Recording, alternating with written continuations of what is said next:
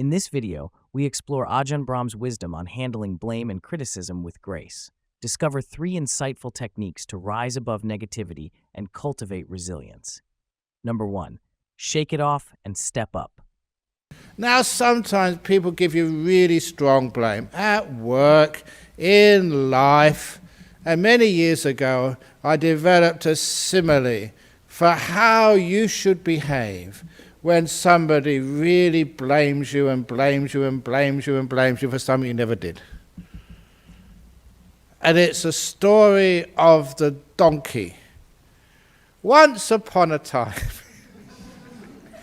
there was a donkey just walking in the forest, minding its own business. And walking in the forest, minding its own business, not being very mindful, he didn't notice a big hole in the forest floor. It was a disused well.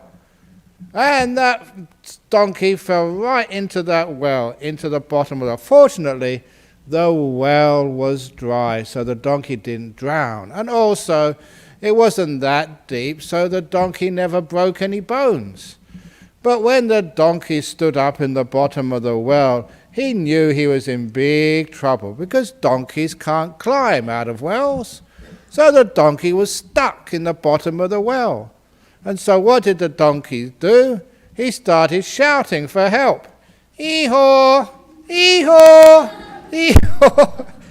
Which in donkey language means help.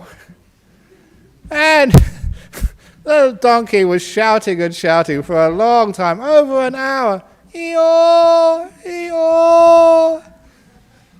Until finally somebody heard him. And the person who heard him was an old farmer.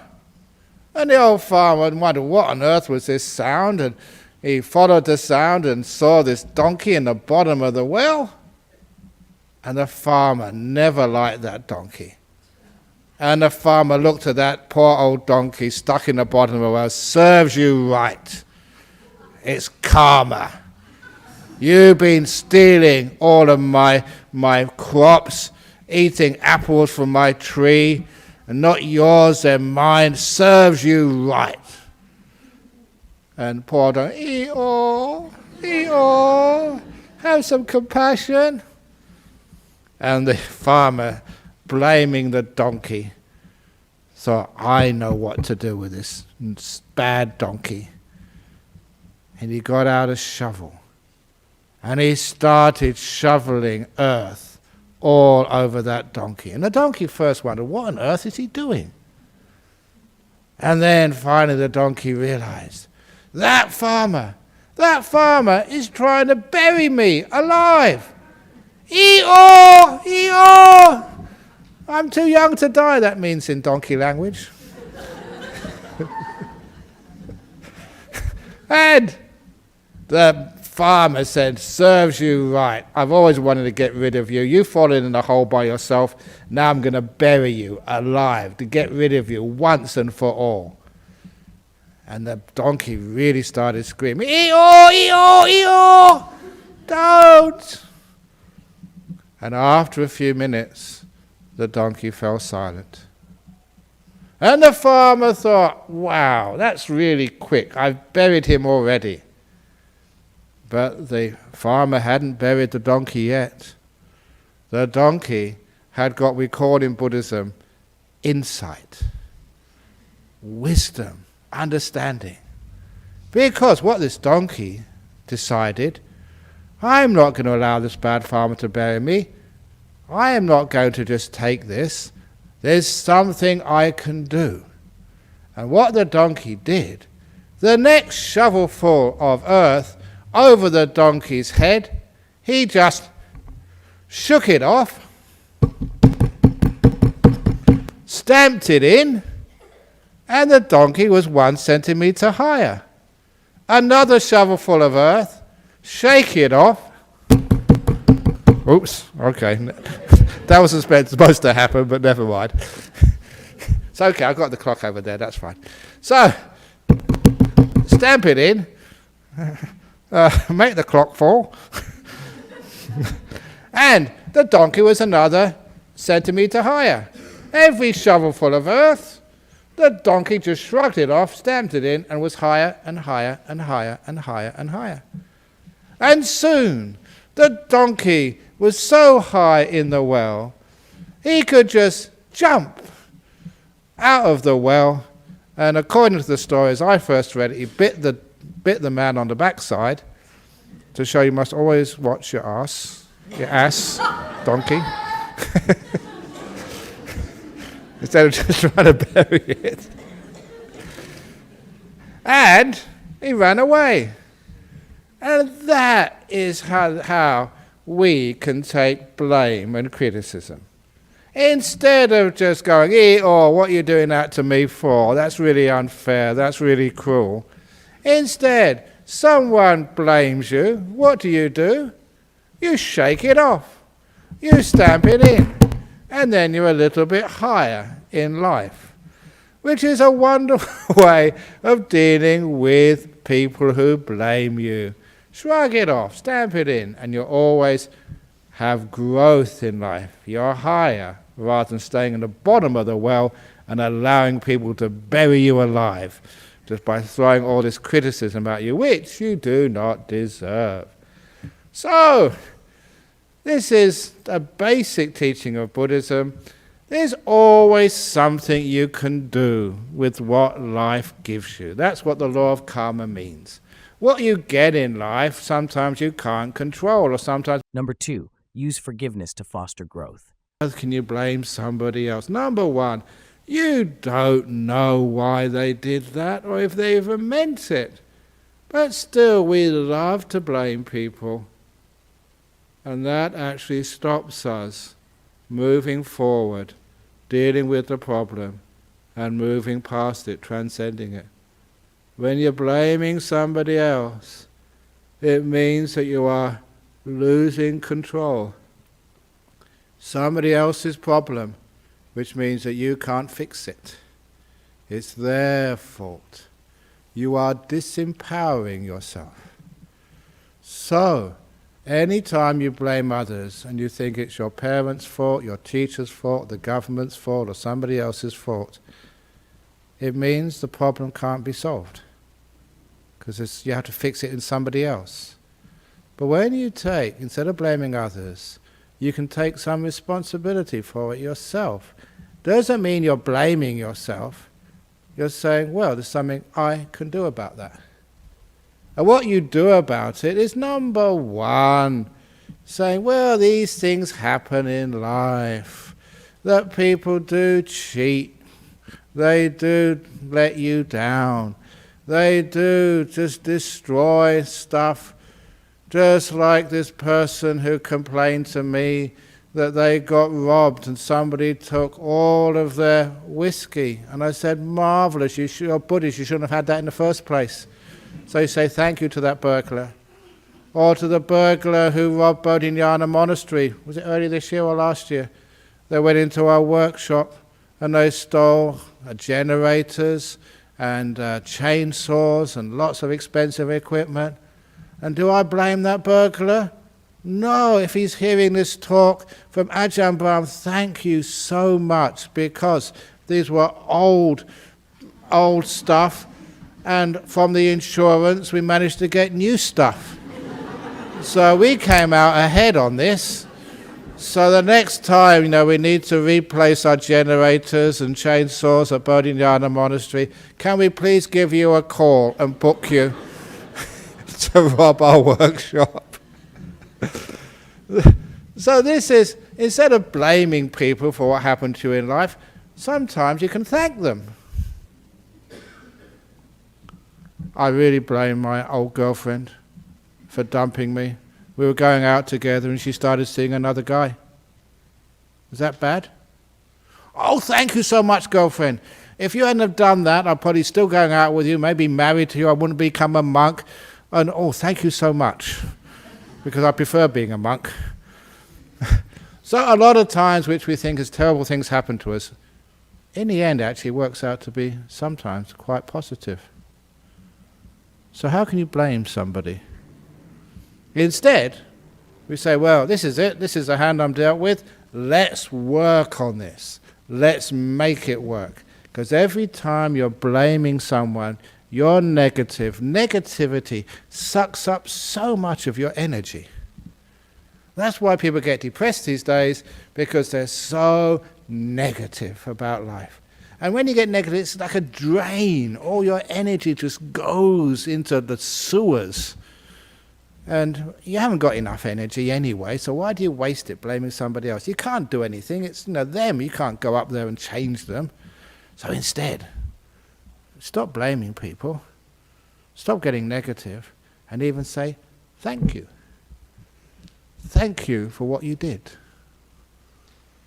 Because from that, I can grow and learn, and amazing things can happen. If it never happened, for all of you who come here because you've got emotional problems, life problems, health problems, if you didn't have that cancer, you would never come here in the first place. Woohoo! If you hadn't been divorced from your ex, you wouldn't have ever got interested in the Buddhist society. You would never started meditating. You never know just how the things which happen to us in life are the blessings in disguise. So thank you so much. Number 3, replace blame with praise. And you get blaming yourself. Have you ever made mistakes in life?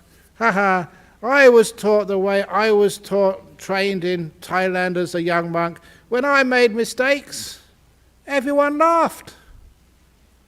It was considered to be funny. You were never scolded. And I made so many mistakes.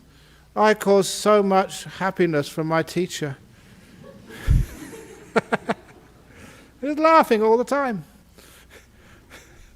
So, even now, when I make mistakes, I tell all of you my latest mistake so that you can laugh as well.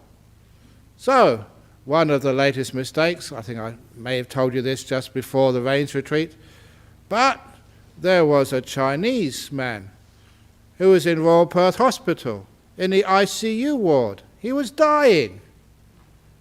And the family invited me to go up to do some chanting for him. And, I say I'd chant for anything. So off I went and did some chanting for this elderly man. The whole family were there. And I'm a very good chanter. Really strong, power. And I really gave it everything I got. And you know what happened? Like a miracle.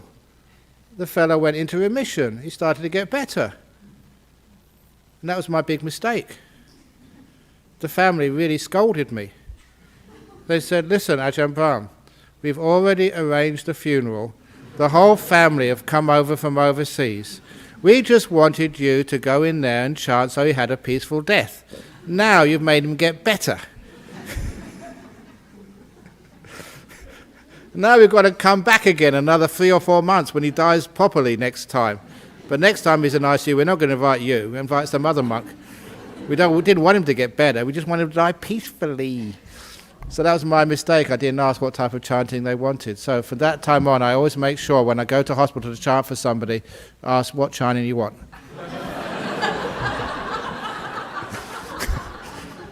Do you want to get your mother to get better or to die peacefully? Otherwise, I don't know what to do. So I made a big mistake there. And what happens? You laugh. So you don't blame anybody these days because life is funny. We're all allowed to make mistakes. When you do make a mistake, please let people know because it makes life much more fun. And it also means that we don't blame people for making mistakes. When we make mistakes, a lot of time that's when we really learn. So many great discoveries in life were made when people made mistakes. The bread was getting moldy and somebody discovered, that was penicillin. They should have put the bread in the fridge or get some fresh bread or something. So often in life, the mistakes are where we learn, where we grow. So that's what I always say, that when you make a mistake, that is the learning place of life. That's where you grow. You don't blame anybody. But you learn and you grow. You make use of the mistakes in life rather than blaming them. And that means you get wiser and wiser and wiser.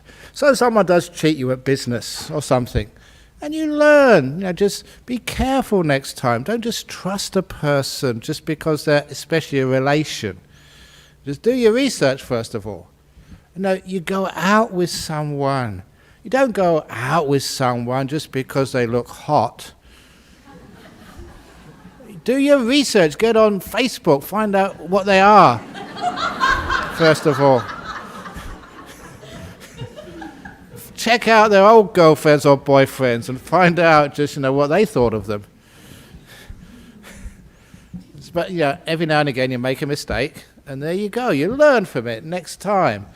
Just not just to believe in appearances and what's on the outside. And that means that you get wiser every time. So as one, I forget who it was now, but he's a famous business person over here in Australia. Because I get to some really interesting gigs. One gig I went to some years ago was to go to this resort island on Hayman Island. Now that is really a top resort, and I was invited there, all expenses paid, flown over to the Gold Coast, the Great Barrier Reef. It's almost like a 6-star hotel, and that was quite a few years ago because it was a leadership conference. And at that leadership conference, there was Kevin Rudd was there, and Julia Gillard, and Swan, and the Anna Bligh from Queensland. She was the premier there. And the Premier of Victoria was there, and all these big shots were there, and all these big business people were there, and it was really interesting. And I was teaching them how to meditate, and how to actually to give them a bit of wisdom about how to live in harmony together. That didn't really work. But anyway, I tried. Actually, I remember the story I did tell them, which they thought was funny, was, the old, I'm just going off on a tangent, the old story of the elephant and the 7 wise, the elephant and the 7 blind men. Many of you know that story. Every blind man felt a different part of the elephant, and because of that sort of they argued. Elephant is like a tree trunk. Elephant's like a fly whisk who felt the tail. Elephant's like a plough who felt the tusk. And they all argued what an elephant was. They were all right, but they should have actually combined their knowledge. And I decided to do an alternative of that one. And that is of the story, the great Buddhist story of the 7 blind elephants. And they always heard about a man. What's a man? We've heard about a man, but what is a man? And they'd heard about the 7 blind men. The only way you can find out is find an elephant, said the 7 blind men, feel it, and instead of arguing on who's right, combine your knowledge. Don't argue, combine. So the 7 blind men figured out an elephant's a big rock on 4 tree trunks with a fly whisk on the back, a water pot on the top. On the middle of the water pot is a big snake, 2 ploughs on either side of the snake, and 2 big fans on either side of the water pot, the ears. And that's not a bad description. So when the blind elephants, heard about this, they thought, that's how we can find what a man is. Let's all find a man each, feel the man, come back, and we combine our experience. But unlike the first part of the story, when the blind elephants, they all found a man each, and when they came back to compare experiences, they all agreed. A man was flat.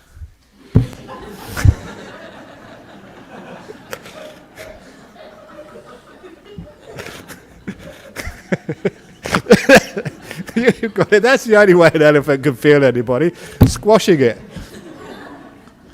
And I remember telling that to Kevin Rudd, and I think that's probably why Julia Gillard squashed him. It's my fault, sorry. But don't blame me. These things happen. So anyway, so you learn from your mistakes. But one of these big businessmen there, he always said, what he grew up with, and I thought it was a wonderful thing to share. We don't ever call it failure. We call it forward failing. And just add that positive, forward failing. It means, yes, it doesn't work, but you learn from it, you grow from it, you don't blame people. That's actually stopping your growth and your progress and your your development in life. You make a mistake with a boyfriend, a girlfriend that doesn't work out. For goodness sake, don't blame him, blame the... And look, all you girls, don't blame boys. They're all the same. What do you expect? Do your research. It's like trying to find a dog which doesn't go woof woof. That's what dogs do, they bark. And what men do is say, later, darling, I'm busy. So this is just what people do. So we don't blame them, we do our research, and if we do fail, we learn. And by learning, it means we grow, we become better next time. So Thanks for watching. If you enjoyed this, hit the like button and don't forget to subscribe for more mindful living tips.